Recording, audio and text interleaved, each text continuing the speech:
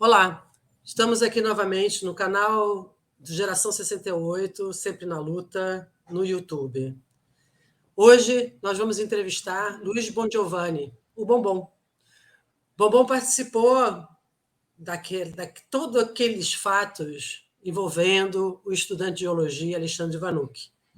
Bombom era estudante na época, calouro do Alexandre, entrou um ano depois, e participou de todo o processo que culminou na missa, no dia 30, ontem, completou 50 anos. Aqui com a gente também, para entrevistar o Bombom, Rodrigo Tomazini. Oi, Cecília, pessoal que está assistindo a gente aí, bom dia, boa tarde, boa noite, dependendo do horário que forem assistir. E acho que essa a última entrevista dessa série, essa série que foi incrível, tem que ser assistida uma vez, duas, revista, porque são muitas informações e é aquilo que a gente sempre fala, né? Nós temos sempre que lembrar para que nunca mais ocorra. Então, vai lá nas nossas redes sociais, no Facebook, no Instagram, no YouTube, na nossa comunidade do WhatsApp, eu vou pôr aqui depois o endereço dela, o link. Por quê? Porque na nossa comunidade nós temos ali todos os links dessa série que nós fizemos no mês de março. Então, a entrevista com o Bombom é a última, depois nós vamos fazer um apanhado de todos aqueles Reels do Instagram e colocar em um só, também vamos disponibilizar aqui no YouTube, mas é muito importante também que vocês aí que estão assistindo divulguem, espalhem, porque nós temos que manter viva essa memória para que nunca mais aconteça. É com você, Cecília. Bombom, nós vamos começar conversando, porque eu acho que a sua participação hoje com a gente é extremamente importante para a gente fechar essa história. Fechar essa história no sentido de entender profundamente as consequências que foi, principalmente o ato da missa na Catedral da Sé há 50 anos atrás. Para a gente entender como é que era o clima nas universidades na década de 70. E vamos começar um pouquinho antes, para poder chegar em 1970 e chegar com a importância que foi todo o movimento estudantil na época, em detrimento da morte do Alexandre Vanucci. Boa tarde, bom dia, boa noite. Com vocês, Bombom. Olá, bom dia, boa tarde, boa noite a todos e todas. Muito obrigado pelo convite. É um prazer trabalhar com a Geração 68.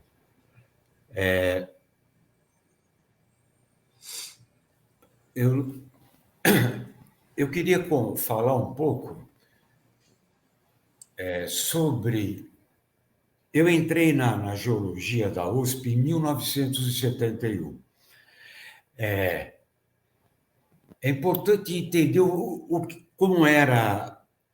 A gente estava saindo em 1968, final de 68, foi decretado o AI-5, um instrumento extremamente que implantou, que oficializou a ditadura na sua fase mais repressiva na época. Inclusive, no final de 1968, a USP foi invadida, o CRUSP, o Conjunto Residencial, foi invadido. Em 71, quando eu entrei na USP, nós não tínhamos nenhuma organização geral, não tinha nenhuma imprensa universitária, um jornal que circulasse em todas as escolas. Estava tudo atomizado, existiam os centros acadêmicos, cada isoladamente, e muito medo. Quem participava, quem tinha consciência política e quem também não tinha consciência política, tinha muito medo de se envolver, porque sabia do terror que era. Então, era um processo que a gente estava todo fragmentado e desorganizado. A coisa começa a mudar de figura em 1972, quando, para suprir a inexistência de um organismo central dos estudantes da USP, a gente começa a cria um órgão provisório, meio informal, que é o CCA, a Coordenação dos Centros Acadêmicos, cujo principal objetivo era refundar o Diretório Central dos Estudantes da USP. E nesse processo de tentar se reorganizar, começa um movimento que foi muito importante em 1972, que foi o movimento contra o ensino pago, que o CCA consegue organizar debates em toda a universidade, inclusive no interior, consegue organizar debates até nos cursos pré-universitários, e realiza um plebiscito onde o ensino pago é fragorosamente derrotado, e isso provoca a reação explícita da ditadura através do então ministro da Educação, coronel Jarbas Passarinho. E é nesse espírito de ter conseguido organizar um instrumento de combate ao ensino pago e um instrumento muito bem sucedido, é que cai para todos a notícia da morte do Alexandre. Embora não houvesse nenhuma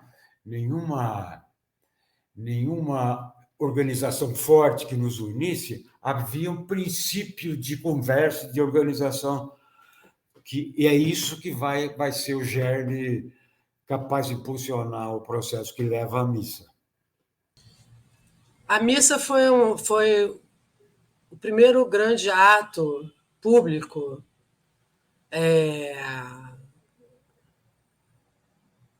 depois contra a ditadura militar e depois do AI-5, que foi o ato que aumentou as repressões da ditadura. Qual é a importância dessa missa para o movimento estudantil e para a democracia no Brasil como um todo? Bom, essa missa eu acho que ela é um marco fundamental na história política recente no país, principalmente dentro do processo de luta contra a ditadura, de redemocratização. Ela é, como você disse, o primeiro evento de massas, com certeza, desde o do AI-5, e ela significa uma ruptura explícita de uma das principais forças que existiam na época do país, que era a Igreja Católica. A proposta e a iniciativa de ter feito a missa na Catedral da Sé foi do cardeal arcebispo Dom Paulo, foi da Igreja Católica. Foi a Igreja Católica que tomou a iniciativa de bancar essa missa e explicitamente se confrontar contra a ditadura. E isso abriu, com certeza, espaços para... Nessa missa já houve algum contato com a ABI, que era um importante segmento da organização da sociedade civil organizada, da própria OAB, mas nesse primeiro momento é a igreja que toma a iniciativa, e a partir daí vão surgir novos eventos políticos de expressão fundamental em geral, que a igreja vai já trazer outras igrejas e outras entidades como a OAB e a ABI. Para o movimento estudantil,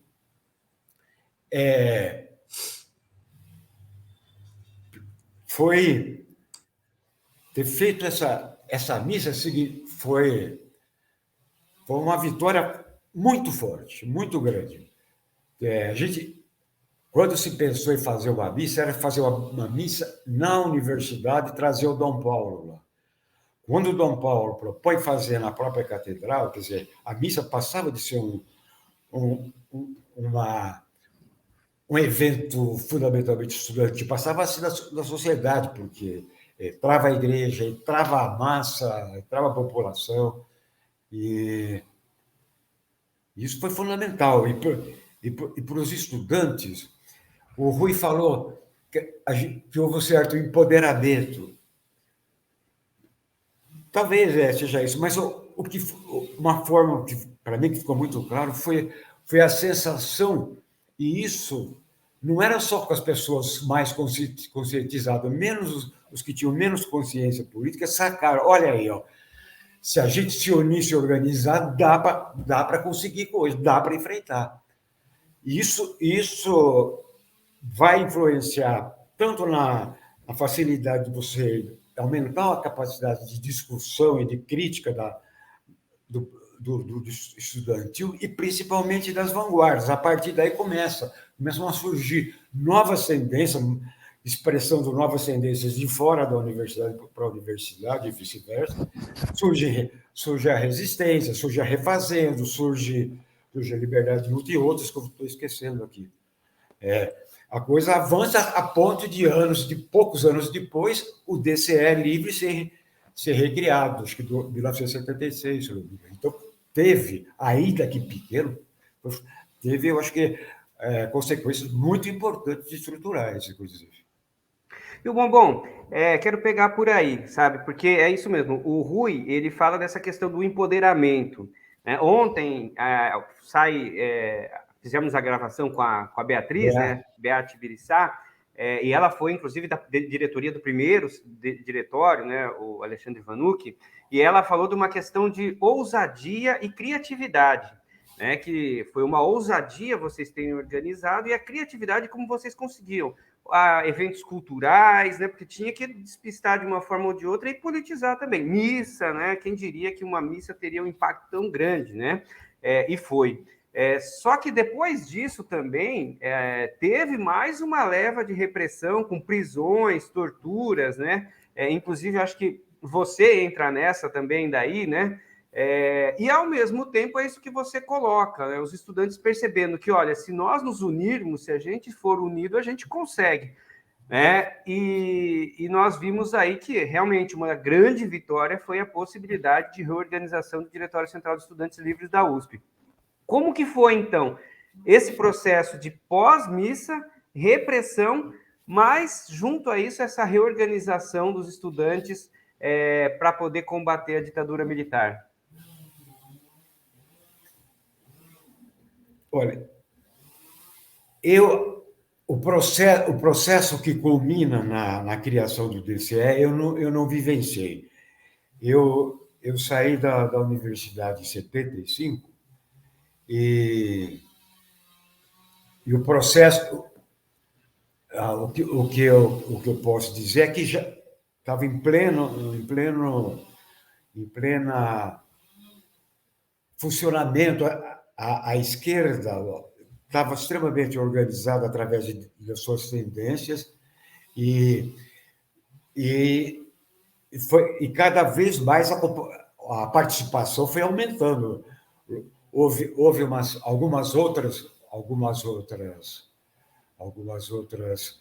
mobilizações um pouco massivas dentro da universidade e também é um processo que o movimento estudantil também começa a retomar as ruas através de passeadas e se organizar. Esse processo é um processo que eu já estou de saída da USP, que eu, particularmente, vivenciei muito pouco.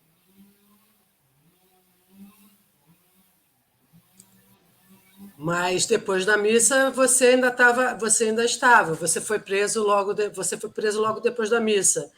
É verdade. Vamos lembrar que a missa foi dia 30 de março e dia 31 se comemorava o golpe militar. Pois é. Houve nesse dia seguinte, ou no dia mesmo da missa, algum receio de uma retaliação forte dos militares por ter sido no dia anterior do golpe? Na realidade, a retaliação já começa no mesmo dia, na saída da missa, né? Que muita gente foi presa. E as prisões continuavam acontecendo, independente da missa, ou os processos continuavam se sucedendo no DOI-CODE e as pessoas foram sendo chamadas. Nesse contexto, cerca de um mês, pouco mais da missa, eu fui preso também, levado ao DOI-CODE, passei, não me lembro mais, uns 45 dias, e fomos torturados. As pessoas que participaram da organização da missa, muitas delas foram presas. O Marcelo Chueire, o Rui, o Adriano Diogo já estava preso lá, vários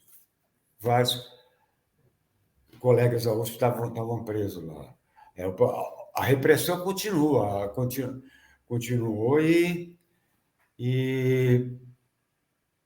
nesse mesmo ano ainda houve outras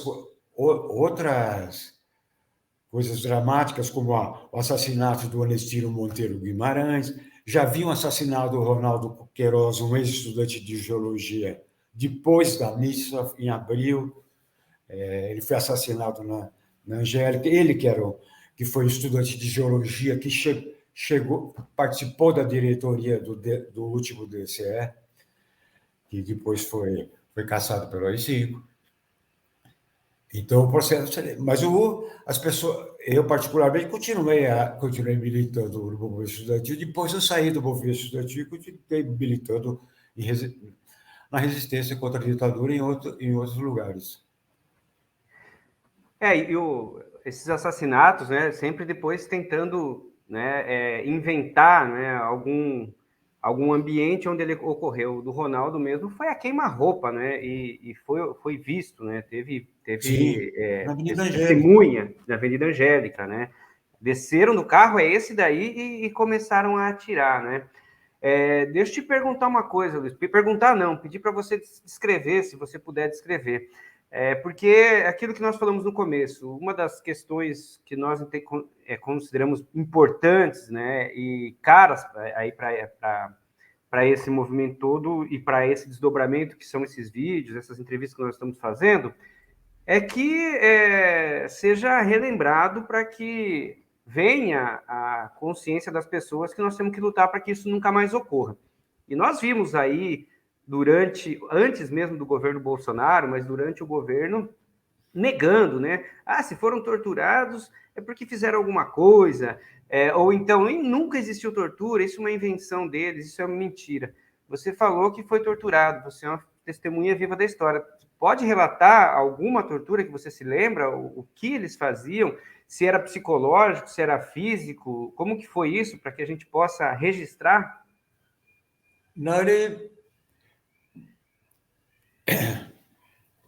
Havia diversos... o DOI-CODE, ele era uma estrutura extremamente bem bolada, articulada. Eles trabalhavam com 3 equipes de 3 turnos de 24 horas, eles se alternavam, e a tática de interrogatório era diferente de cada equipe. Uma era mais pressão psicológica, outra era misturava psicológica e ameaça, e tinha uma que era barra pesada, que eu não me tinha todas. Os presos até tinham um apelido para as 3 turnos. Então tinha coisas cruéis, tipo, não podiam torturar um preso porque ele tinha um problema físico. Obrigaram ele a torturar a mulher dele. Eu levei muito choque elétrico. O Marcelo Chueire também levou muito choque elétrico. O Adriano apanhou de todos os tipos durante dias, e tinha afogamento, a cadeira do dragão. Terror psicológico.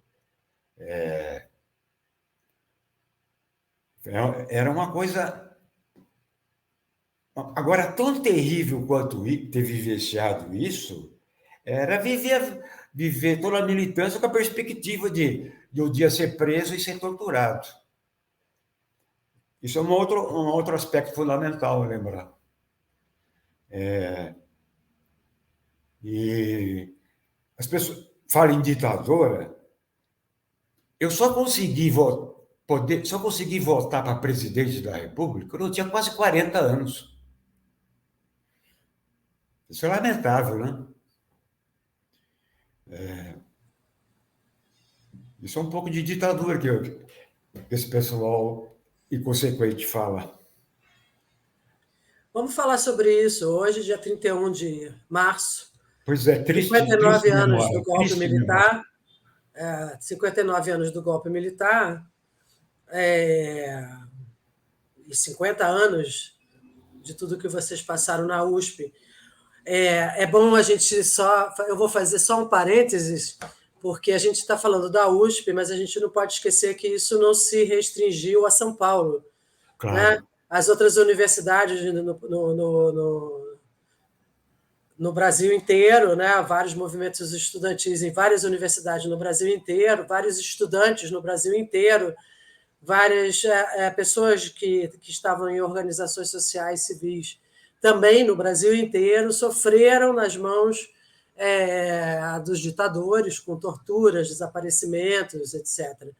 Né? Esse número ainda é uma incógnita até hoje. Né? Existe a Comissão Nacional da Verdade, a Comissão dos Desaparecidos e Mortos da Ditadura Militar. Então, assim, a gente não tem nada que comemorar, a gente teria que fazer justiça. Então, assim, na sua opinião, hoje, né, contar essa história, qual é a importância de contar essa história para o jovem de hoje, para entender o que é democracia e liberdade? Você falou que só votou para a presidência da República com 40 anos de idade. O que mais você só fez depois dos 40?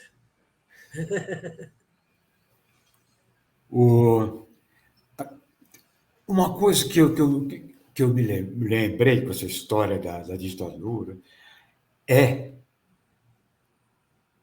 a mim chamou muita atenção e eu percebi que todo mundo que foi preso na época também sentiu isso. Os interrogadores, torturadores, eles estavam muito, mas muito irritados com a missa. Essa missa mexeu muito com a ditadura, a ponto de eu ver reações assim, pessoais de muita raiva contra a missa. E é importante que, se a imprensa brasileira não pôde noticiar nada sobre essa missa, a não ser notinhas, internacionalmente isso teve peso, foi muito publicado. Eu me lembro, na época, de ver os jornais argentinos publicarem, tinha páginas inteiras do jornal sobre a missa. E também, do ponto de vista internacional, isso foi um marco na luta contra a ditadura. Lembrando que a imprensa era censurada na época, né? Totalmente censurada. Nós procuramos, logo depois da missa, o CCA, a Comissão Organizadora, teve todas as editoras de São Paulo, da imprensa escrita, televisiva, e não havia até solidariedade por parte dele, da imprensa, mas não havia a mínima possibilidade de passar qualquer coisa. E isso já existia há muito tempo, né? E é bom lembrar que a gente vivia no AI-5, estava Congresso fechado, intervenção, não se elegia governador nem prefeito de São Paulo, era tudo intervenção.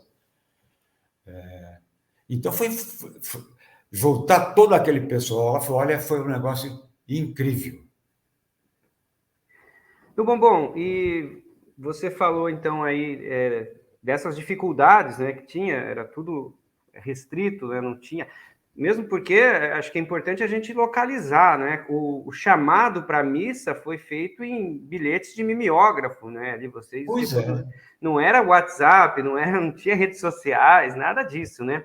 E vocês conseguiam exatamente. mobilizar. Eu achei muito interessante a BA ontem, ela falou como que nós conseguimos pôr 4 mil numa missa, 300 numa assembleia de centro acadêmico, 8 mil votando numa eleição de DCE, né? Isso tudo é muito importante. E acho que isso falta um pouco hoje, né? Acho que isso a gente está vendo um movimento estudantil bastante recuado. Mas você é da geologia, o Alexandre era da geologia. Você estava me dizendo que a geologia ainda mantém essa tradição de todo ano fazer uma atividade, né? Como que é isso? Eu não sei se é formal, mas isso tem acontecido com recorrência nos últimos anos. É, eles fazem um evento, às vezes fazem uma apresentação de teatro, não sei o quê, e eles convidam pessoas da época da morte do Alexandre para a gente contar a história, rememorar e falar um pouco do que era a ditadura na época. E agora é importante falar, se já que você falou em geologia, tem uma coisa que eu estava. Quando a gente ficou sabendo da morte do Alexandre, a gente se reuniu numa noite, deve ter sido contado por várias pessoas, tal, e, e saiu para o dia seguinte enfrentar o primeiro dia depois da morte do Alexandre. Né? A gente não tinha muito claro o que fazer, mas a gente foi para a geologia, percebeu que estava todo mundo mobilizado e se reuniu, ainda que informalmente, sem eleger uma mesa, informalmente a gente fez uma assembleia, se declarou em assembleia permanente, não assistiu aula, tirou uma comissão que foi falar com o diretor da geologia na época, responsabilizando a diretoria da geologia por, por ter facilitado a prisão e fornecido dados que levaram à prisão do Alexandre, como já tinham feito em casos anteriores em relação a dois outros estudantes que foram procurados pelo DOI-CODE, Ronaldo e Enzo.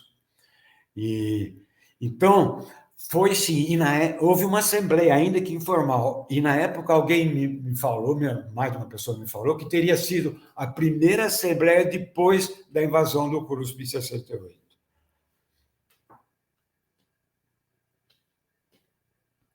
E nessa movimentação toda, né, logo de início já começa a se falar, né, tem que parar tudo, né, é greve, Sim, sim, sim. e E, essa primeira sim, reunião ela acontece na geologia, depois ela vai se espalhando para todos os cursos, né? sim, os alunos da geologia, não só aqueles que habitualmente militavam, eram mais participantes, mas mesmo o pessoal que não era ativo politicamente se dispôs e ia para as outras escolas ajudar na organização e na publicidade do evento. O, a, o, e a geologia, de fato, era uma escola muito participativa, muito conscientizada, muito politizada. E como ela era uma escola pequena e com desmantelamento, o centro acadêmico conseguia, ainda que isoladamente, manter um certo nível de atividade política, tal, ainda que com muito medo pairando na. Deixa eu te. Antes de passar para a Cecília, nós estamos chegando já a 30 minutos aí, quase, de conversa. Eu quero de você que viveu tudo isso, viveu aquele período e viveu esse período aqui, né, que nós tivemos aí as portas, né? Eu faço uma avaliação que se o Bolsonaro tivesse sido reeleito, ele já estaria reimplantando o DOI-CODE aos poucos, ainda mais com o Congresso, né, com essa composição do Congresso que nós temos. Eu acho que nós corremos, né, um sério risco, mas conseguimos conseguimos reverter. Ontem ele voltou, né? Chegou ao Brasil, não teve muita repercussão. Agora descobrimos mais joias ainda encontradas com ele, deveria ser preso. O escândalo do Moro também e as delações do Tacla Duran. Você que viveu tudo lá atrás, você que lutou, você que ajudou a gente poder ter liberdade e democracia. Daqui para frente, quais são suas perspectivas? Quais são os seus prognósticos? Você está animado com o futuro? Temos que tomar cuidado porque o Bolsonaro pode ter caído, mas o bolsonarismo ainda não acabou. O que você vê? Porque o slogan do Geração 68, né? Sempre na luta, ontem, hoje e amanhã. Então, qual é a luta? O que você acha? O que você diria para a gente? Uma orientação. Nós temos que avançar agora sim. E qual que é o prognóstico seu para o futuro? Sempre muito alerta, muito atento com a extrema-direita, sempre, isso tentar isolar. Estou animado, sim, mas acho fundamental a gente ativar, desenvolver a participação popular nos movimentos sociais, ir para a rua e para fortalecer a democracia. Eu acho fundamental a gente ampliar o espaço de participação política para a população, para a sociedade se organizar e se expressar. E sempre na luta. Bom, a gente te agradece muitíssimo. Eu acho que é isso mesmo. Nós vamos, todas as gerações, sempre na luta, ontem, hoje e amanhã, para a gente poder manter a nossa democracia, a nossa liberdade acima de tudo. Também te agradeço por contar essa história. Eu sei que não é fácil lembrar, eu sei que dói lembrar, porque vocês viveram na carne essa situação, mas é importante, e por isso eu te agradeço muitíssimo por lembrar e compartilhar isso com todos, para que isso nunca mais aconteça. Muito obrigada. Eu que agradeço muito, Cecília Rodrigo, agradeço a participação da Geração 68. É muito doloroso lembrar isso, mas, por outro lado, é fundamental e é prazeroso, cultivando a solidariedade, contar. Se foi doloroso, a solidariedade sempre permeou entre a gente, e essa solidariedade que a extrema-direita não sabe o que é que vai nos manter fortes sempre na luta. Muito obrigado pela oportunidade, foi um prazer.